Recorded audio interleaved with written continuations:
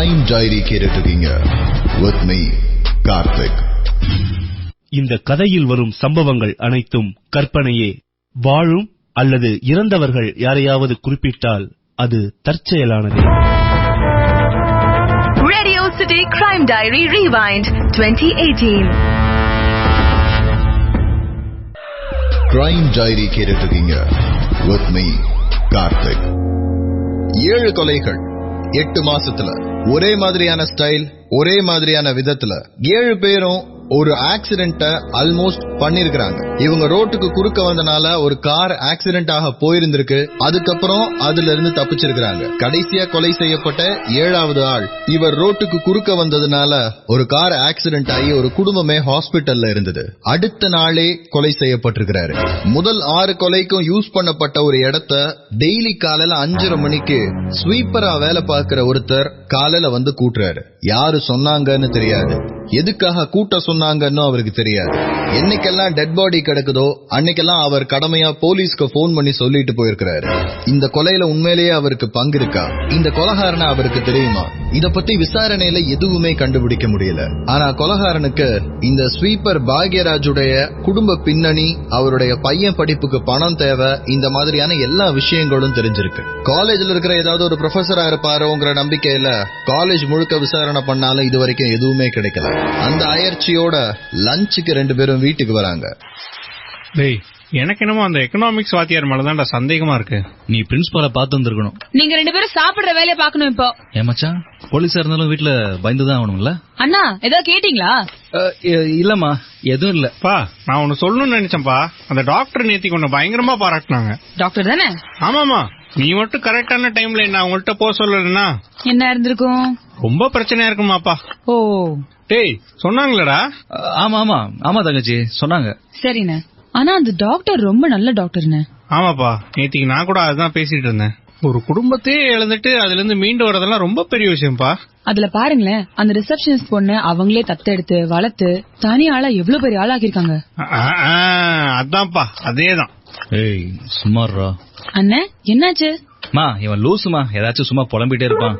அவர் எதுவுமே சொல்லியே, இப்ப நீங்க தானே சொன்னீங்க. போலீஸ்காரன் பொண்டாட்டினா சும்மாவா? அண்ணா என்னென்ன ஆச்சு? இல்லம்மா, அந்த ரிசப்ஷனிஸ்ட் பொண்ணு நல்லா இருக்காளான்னு பேசிட்டு இருந்தோம். அதாடா பேசணும், எனக்கு அப்படி தோணவே இல்லையே. அண்ணனுக்கு ஓகேனா பேசிடலாம். அந்த பொண்ணு எனக்கு கூட தெரியும். அந்த பொண்ணு நல்ல அத்லெட். நான் நேத்திக்கு அந்த டாக்டர்கிட்ட பேசிட்டு இருக்கும்போது கேட்டேன்ப்பா, ஒரு ஆக்சிடென்ட்ல இருந்து எப்படி உங்களால வெளியே வர முடிஞ்சிச்சுன்னு பேசிட்டு இருந்தோம்ப்பா. ஆக்சுவலா அதுக்காக தான் அவங்க அந்த பொண்ணு தத்தெடுத்தது. அதுக்கப்புறம் அவங்க காரை ஓடுறதே நிறுத்திட்டாங்க, தெரியும்ல. நான் கூட கேட்டேன்ப்பா, எதிர்த்தாப்புல கார் ஓட்டிட்டு வந்தானே ஒருத்தன், அவன் மேல கேச போட்டீங்களான்னு. எதிர்த்தாப்புல கார் ஓட்டிட்டு வந்தாங்க? ஆமாப்பா, கார் ஆக்சிடென்ட் தானே சொன்னேன். ஆமாங்க, கார் ஆக்சிடென்ட் தான். ஆனா இவங்க ஃபேமிலியோட போயிட்டு இருக்கும் போது ரோட்ல ஒருத்தன் குறுக்க வந்துட்டானா. இவங்க ஹஸ்பண்ட் அவன் மேல இடிக்க கூடாதுன்னு காரை திருப்பி அது பக்கத்துல இருந்த பள்ளத்துல ரோல் ஆயிடுச்சு.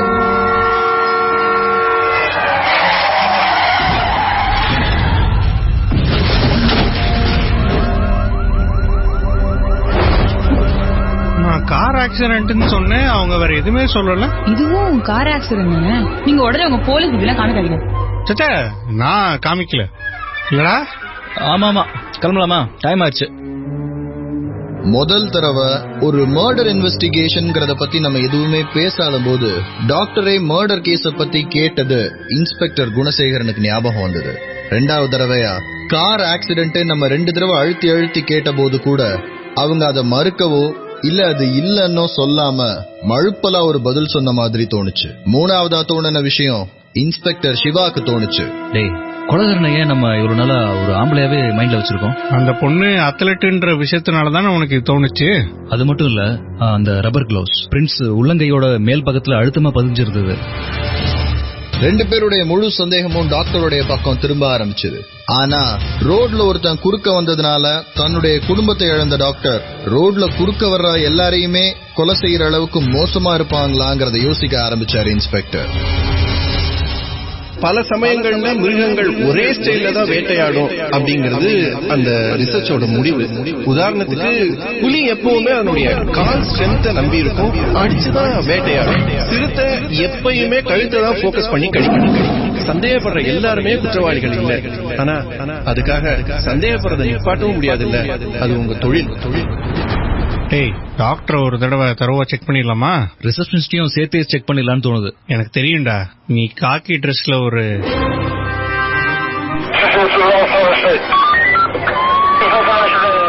அன்னைக்கு நைட்டு டாக்டர் வீட்டுக்கு வரும்போது போலீஸ் கையில வாரண்டோட வெளியில வெயிட் பண்ணிட்டு இருந்தாங்க. டாக்டருடைய வீட்டை செக் பண்ண ஆரம்பிக்கும் போது முதல்ல அவங்க கண்ணுல பட்டது ஒரு ஹாக்கி ஸ்டிக்.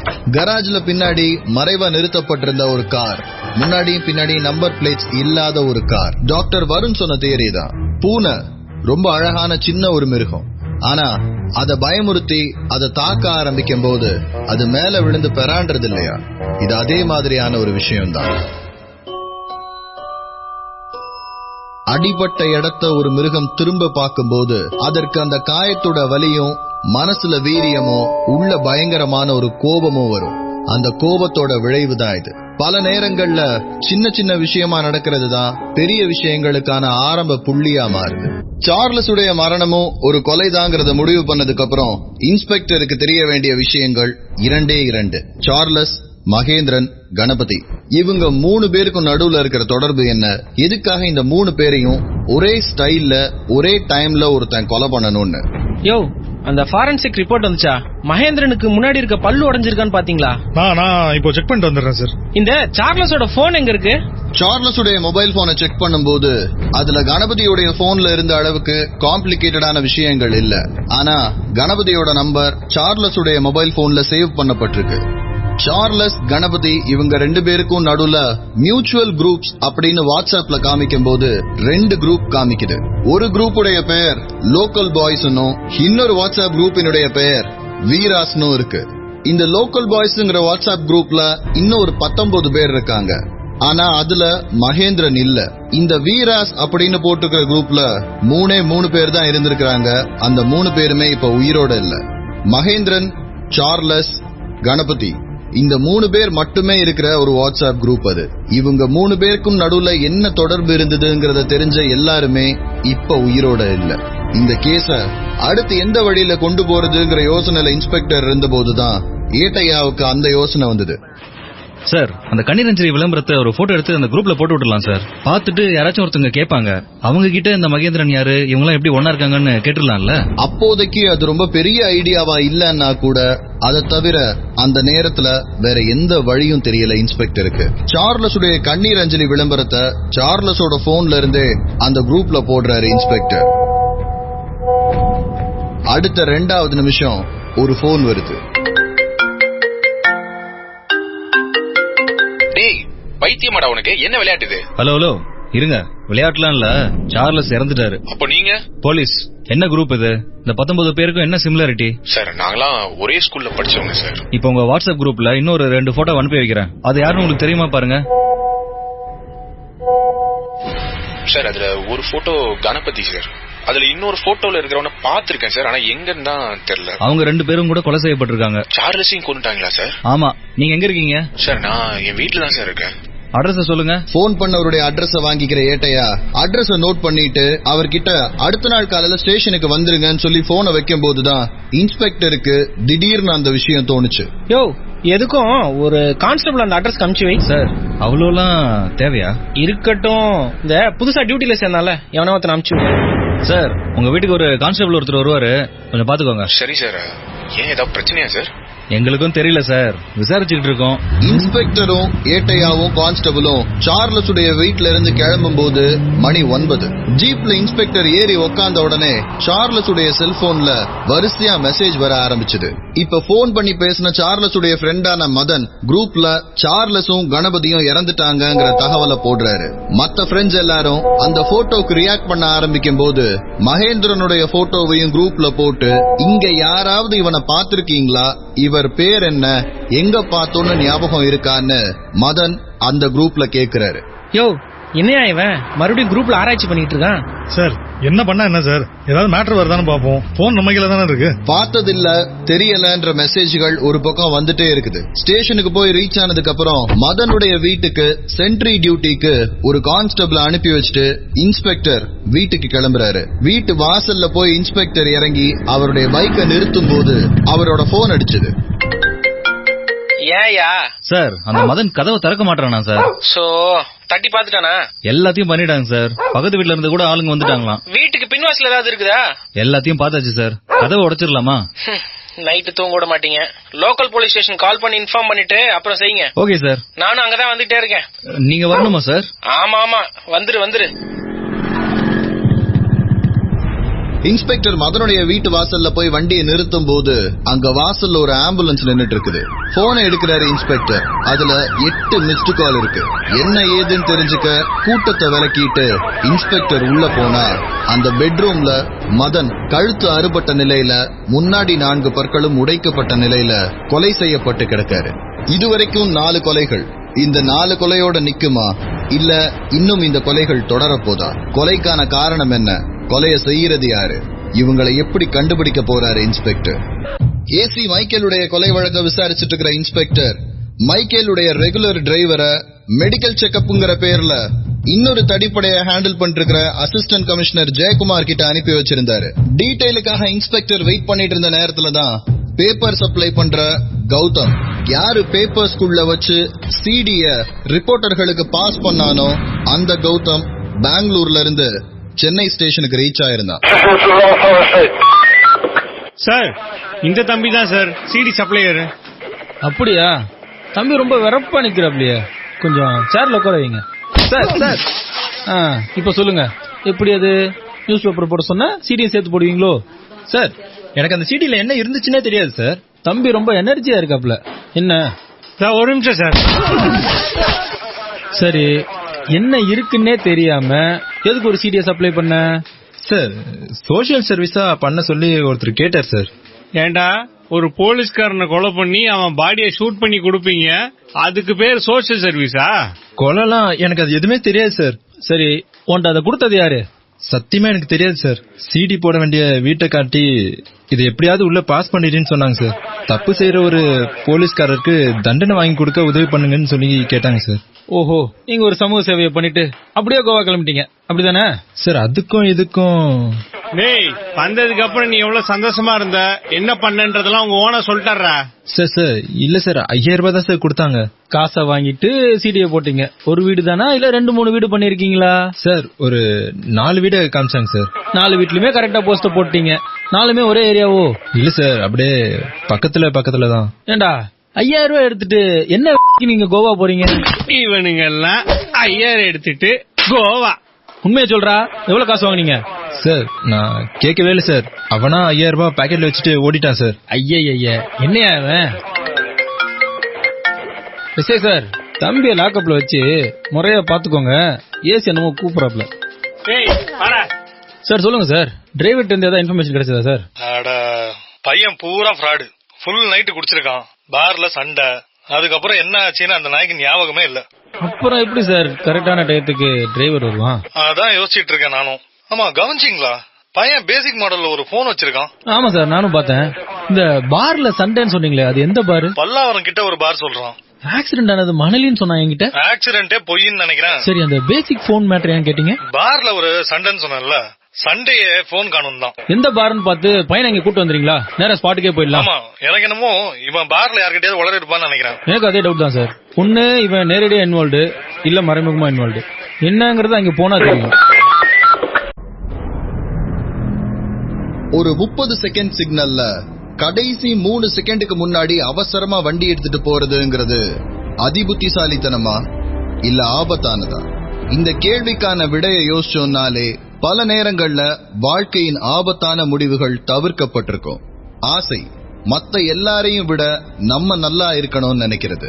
பேராசை மத்த எல்லாரும் எப்படி வேணாலும் போட்டும் நம்ம மட்டும் நல்லா இருந்தா போதும்னு நினைக்கிறது.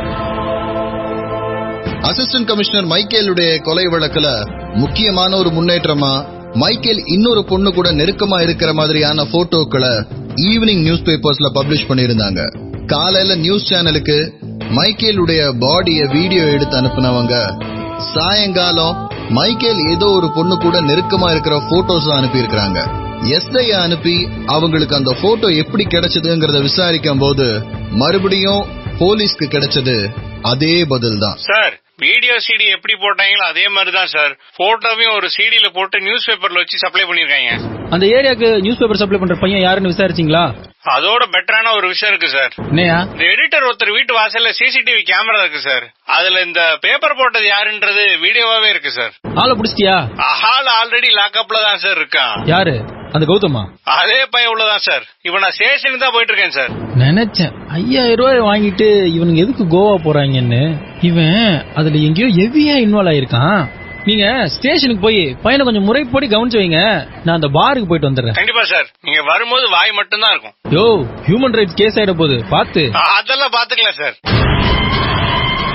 இன்ஸ்பெக்டருக்கு முதல்ல இருந்தே இந்த பேப்பர் போடுற பையன் கௌதம் மேல ஒரு சந்தேகம் இருந்துட்டே இருந்தது. நேரடியா இந்த கொலைய மறைக்கிறதுக்கு உடந்தை அந்த மாதிரியான எந்த குற்றத்திலையும் அவன் ஈடுபட்டு இருக்க மாட்டாங்கிறதுல இன்ஸ்பெக்டருக்கு ஒரு நம்பிக்கை இருந்தாலும் இந்த கேஸ்ல எங்கேயோ ரொம்ப தீவிரமா அவன் சம்பந்தப்பட்டிருக்கான்றதுல அவருக்கு ஒரு சந்தேகம் இருந்துட்டே இருக்கு.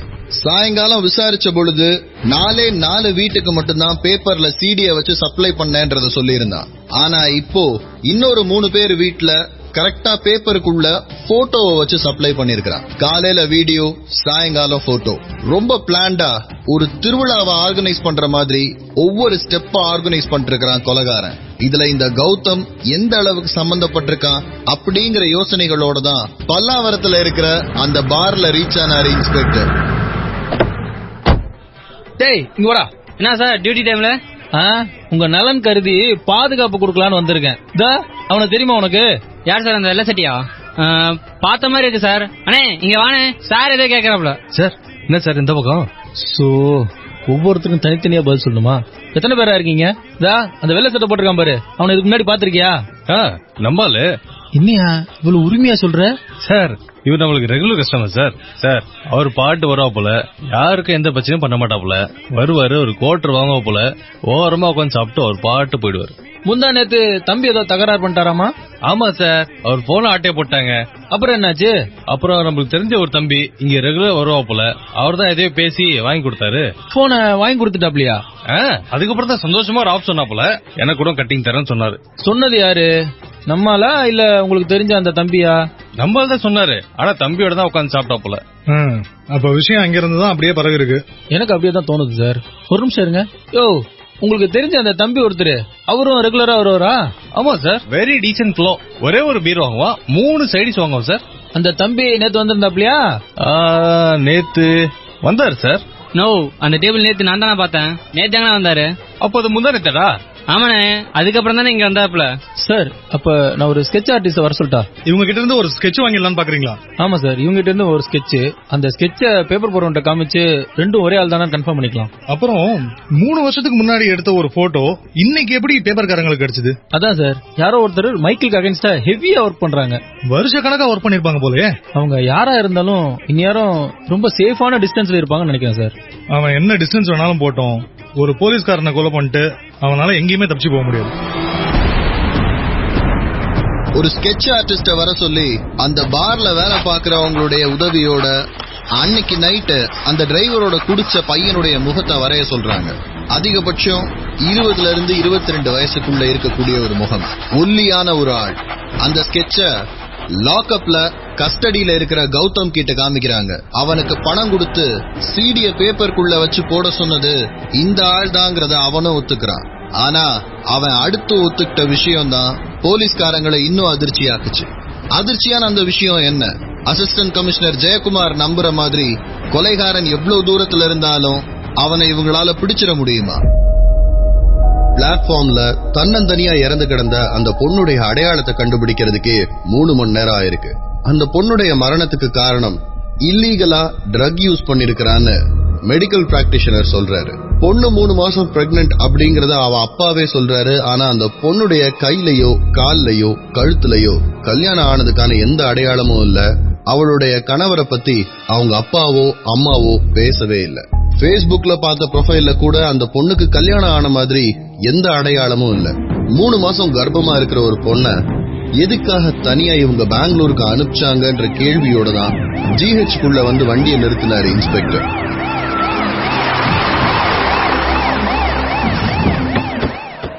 சார், உங்க பொண்ணோட ஹஸ்பண்ட்க்கு தகவல் சொல்லிட்டீங்களா? அவளுக்கு இன்னும் கல்யாணம் ஆகல சார். என்னது? சாரி, என்ன சொன்னீங்க? அவ கிஷோர்னு ஒரு பையனை 3 வருஷமா லவ் பண்ணிட்டு இருக்கா. என் பொண்டாட்டி அவங்க கல்யாணத்துக்கு ஒத்துக்கலாங்கிறதுனால 2 பேரும் வெயிட் பண்ணிட்டு இருந்தாங்க. இப்ப 1 மாசத்துக்கு முன்னாடிதான் என்கிட்டயே சொன்னா இப்படி ஒரு விஷயம் நடந்து போச்சுன்னு. 23 வருஷம் சார், 23 வருஷம் அவன் மேல என் விரல் நகம் கூட பட்டதில்லை. ஆனா அன்னைக்கு ஆத்திரம் தீர அடிச்சேன் சார். அம்மா ஒத்துக்கிட்டாதான் கல்யாணம் அப்படின்னு ஒரு பொண்ணை பெற்றிருக்கேனேன்னு எனக்கு இருந்த சந்தோஷம்லாம் அன்னியோட போச்சு சார். ஆனா அவ உறுதியா இருந்தா சார்.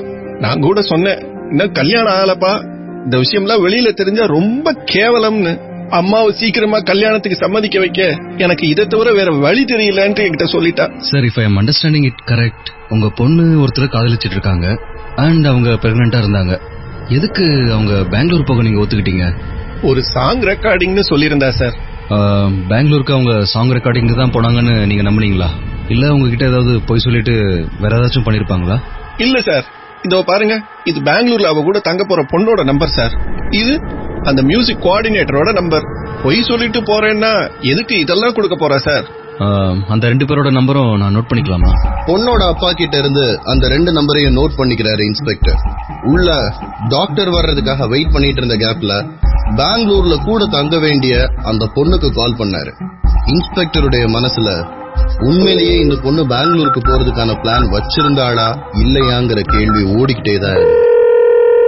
ஹலோ, அனிதாவா? Yes, who's this? Singer Rini உங்களுக்கு தெரியுமா? யா, நீங்க எதுக்கு கேக்குறீங்க? அவங்க பெங்களூர் எதுக்காக வரேன்னு உங்ககிட்ட சொல்லியிருந்தாங்க. Excuse me, who are you? R5 police ஸ்டேஷனோட இன்ஸ்பெக்டர் பேசுறேமா. அந்த பொண்ணு எதுக்காக பெங்களூர் வந்தா? சார் ஆக்சுவலி அவ வரவே இல்ல. அவங்க வரலன்னு தெரியும், எதுக்காக வரேன்னு சொல்லியிருந்தாங்க? சார், எங்க பிளான் படி அவளுக்கு இன்னைக்கு கல்யாணம். கல்யாணமா? யாரோட? கிஷோர், அவளோட பாய் ஃப்ரெண்ட். சரிம்மா, அந்த பொண்ணு வரலன்னா நீங்க யாருக்குமே தகவல் சொல்ல மாட்டீங்களா? சார், அவ வீட்ல சொல்லாம தான் வரான்னு எங்களுக்கு தெரியும். அவ வரலன்னதும் யார்கிட்ட கேட்கணும்னு தெரியல. Even Kishore's number is switched off. அதிர்ச்சி மேல அதிர்ச்சியா இருந்தது இன்ஸ்பெக்டருக்கு. ஒரு பாட்டு ரெக்கார்டிங்காக பெங்களூர் போறேன்னு சொல்லிட்டு அங்க போய் கல்யாணம் பண்ணிக்க பிளான் பண்ணிருக்காங்க. அம்மா சம்மதிச்சாதான் கல்யாணம்ன்ற காரணத்துக்காக 3 வருஷம் வெயிட் பண்ண பொண்ணு திடீர்னு ஏன் அவசர அவசரமா அப்பா அம்மா யார்கிட்டையும் சொல்லாம திருட்டுத்தனமா பெங்களூர்ல போய் கல்யாணம் பண்ணிக்க முடிவு எடுத்திருப்பா? இந்த கேள்விகள் எல்லாத்தையும் பூரணியோட ஃப்ரெண்டான அனிதா கிட்ட கேக்குறாரு இன்ஸ்பெக்டர். பெங்களூர்ல ஒரு சாங் ரெக்கார்டிங்க்கு போறோம் அப்படின்னு வீட்டுல சொல்லிட்டு காலையில 9 மணிக்கு வீட்டுல இருந்து பூரணி கிளம்புவா. 10ல இருந்து 11 மணிக்குள்ள அவ கிஷோரை மீட் பண்ணி பாண்டி பஜார்ல கல்யாணத்துக்கு தேவையான அந்த நகையையும் புடவையையும் ஷாப்பிங் பண்ணிட்டு மதியானம் லஞ்ச முடிச்சுட்டு இவங்க சென்னையில இருந்து கிளம்புவாங்க. நைட்டுக்குள்ள பெங்களூர்ல ரீச் ஆகணும்.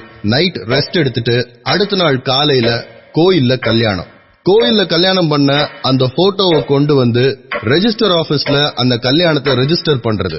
இதுதான் பூரணி அனிதா கிட்ட சொல்லியிருந்த பிளான். அனிதா அதற்கான எல்லா ஏற்பாடுகளையும் பண்ணி வச்சுட்டு வெயிட் பண்ணும்போதுதான் பூரணி பெங்களூருக்கு வரவே இல்லை. பூரணி மட்டும் இல்ல, பூரணி கூட வர வேண்டியிருந்த கிஷோரையும் காணோம். சாயங்காலம் 4 மணில இருந்து பூரணிக்கும் கிஷோருக்கும் மாறி மாறி ட்ரை பண்ணிருக்கிறா அனிதா. 2 பேருடைய நம்பரும் ஸ்விட்ச்ட் ஆஃப்னு வந்திருக்கு. எதனால சென்னையில கல்யாணம் பண்ண வேண்டாம், பெங்களூருக்கு போயிடணும்னு பூரணி முடிவெடுத்தா. பிரெக்னண்டா இருக்கேங்கிறத அப்பா கிட்ட தைரியமா சொல்ல முடிஞ்ச பூரணியால ஏன் இந்த கல்யாண விஷயத்த சொல்ல முடியல? இந்த கேள்விகள் எல்லாமே இன்ஸ்பெக்டருடைய மூளைக்குள்ள ஓடிட்டு இருந்த நேரத்துல டாக்டர் உள்ள வந்தார். Cause of death drug usage சொன்னேன் இல்லையா, அது கூட severe abrasions on ribs and jaw. அடிபட்டிருக்குன்னு சொல்றீங்களா? பஞ்ச் அண்ட் கிட்ஸ் ரிப்பீட்டடா ஒரே இடத்துல அடிச்சிருக்காங்க. ஏதோ சண்டேன்னு நினைக்கிறேன். சோ டெத்துக்கு அதான் காரணமா? ஹை ட்ரக்ஸ் கொடுத்துட்டு அதுக்கப்புறம் அடிச்சிருக்காங்க. சோ சடனா கார்டியக் அரெஸ்ட் வந்துச்சு. Heart attack. சோ அதான் காரணம் இல்ல? யா. ஒவ்வொரு கட்டையா தாண்டி உள்ள நடக்க நடக்க அந்த அறையினுடைய வெப்பநிலை கொஞ்சம் கொஞ்சமா குறையிற மாதிரி இருந்தது 2 பேருக்கும்.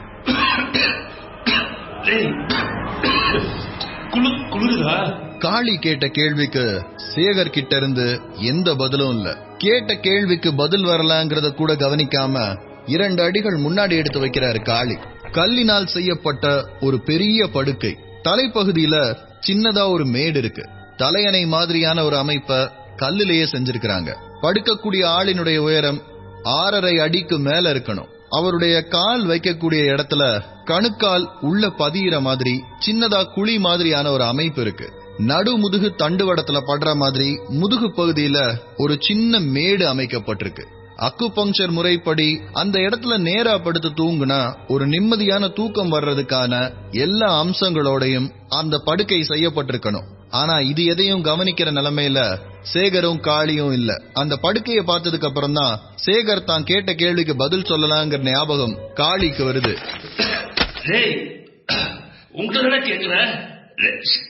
திரும்பி பாக்குற காளி அதிர்ச்சியில அப்படியே உறைஞ்சு போறாரு.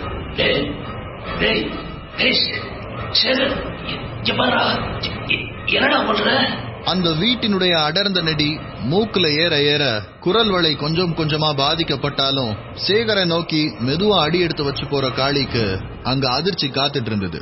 எங்க இருந்தோ கத்தி மாதிரியான கல்லுல செய்யப்பட்ட ஒரு கூரிய ஆயுதத்தை கையில வச்சுக்கிட்டு தன்னுடைய கைய மெதுவா கிழிச்சுக்கிட்டு இருந்தான் சேகர். காளியுடைய உலுக்கல்களுக்கும் எந்த பதிலும் இல்ல. சேகர காளி உழுக்க உழுக்க கையில வச்சிருந்த கத்தி மாதிரியான ஆயுதத்துல இருந்த பிடி இறுக ஆரம்பிச்சது. ஒரு கட்டத்துல காளியோடைய உலுக்கல்கள்ல மெதுவா திரும்பி பாக்குற சேகர் தன் கையில இருந்த கத்திய காளியுடைய குரல் வளையில குத்திடுறான். கழுத்துல இருந்து ரத்தம் சொட்ட சொட்ட கீழே சரிகிற காளியுடைய கால்களை பிடிச்சு தர தரன்னு திரும்ப மேல இழுத்துட்டு வர ஆரம்பிக்கிறான் சேகர். கீழ்த்தளத்துல இருந்து மெதுவா மேல ஏறி தரைத்தளத்துக்கு வந்து தரைத்தளத்துல இருந்து மெதுவா கதவை நோக்கி முன்னேறான். ஒரு கையில கீழே விழுந்து கிடக்கிற காளியுடைய காலை பிடிச்சிருக்கிறான். இன்னொரு கை இறுக்கமா மூடப்பட்டிருக்கு. காத்துல எதையோ துளாவிக்கிட்டே வர்ற அந்த கையால கதவை திறந்துட்டு வெளியில வர்றான் சேகர். ராஜேந்திரா, மூர்த்தி, கனகவேலு, இங்க வாங்கடா. நான் சொன்னேனே, கேட்டீங்களாடா? இங்க பாருங்க என்ன நடந்திருக்குன்னு பாருங்கடா. காளியுடைய உயிரற்ற உடலை இழுத்துட்டு வெளியில வர்ற சேகரை பார்த்து அந்த ஊர்ல இருந்த பாட்டி கத்த ஆரம்பிக்க ஊர்க்காரங்க எல்லாரும் சேகரை நோக்கி ஓடி வரும்போது காளியுடைய காலை கீழே போட்டுட்டு பக்கத்திலேயே சரிஞ்சு விழுகிறான் சேகர். ஊர்க்காரங்க பக்கத்துல வந்து தொடும் போதே சேகருடைய உடம்புல உயிர் இல்ல. உயிரற்ற சேகருடைய ஒரு கை இறுக்கமா மூடப்பட்டிருக்கு. அந்த கைய ஊர்க்காரங்க திறந்து பார்த்தா உள்ள ஒரு தங்க காசு. இந்த காலத்து பொண்ணு இல்லாத அந்த காலத்து பழைய தங்க காசு. ஒரு புறம் துறவி மாதிரியான ஒருத்தர் முழங்காலிட்டு அமர்ந்திருக்கிற மாதிரியான ஒரு உருவமும், இன்னொரு பக்கம் ஏற்கலப்பை மாதிரியான ஒரு கருவியும் பொறிக்கப்பட்ட தங்க காசு. மொரட்டு ராஜாவுடைய அரண்மனைக்குள்ள போற யாரும் உயிரோட திரும்ப மாட்டாங்கிற நம்பிக்கைய உறுதி செய்யற மாதிரி மறுபடியும் 2 மரணங்கள். ஆனா இந்த தங்க காசு எங்க இருந்து வந்துச்சுங்கிற கேள்வி இந்த நேரம் ஊருக்குள்ள இருக்கிற நிறைய பேர் மனசுல ஓட ஆரம்பிச்சது.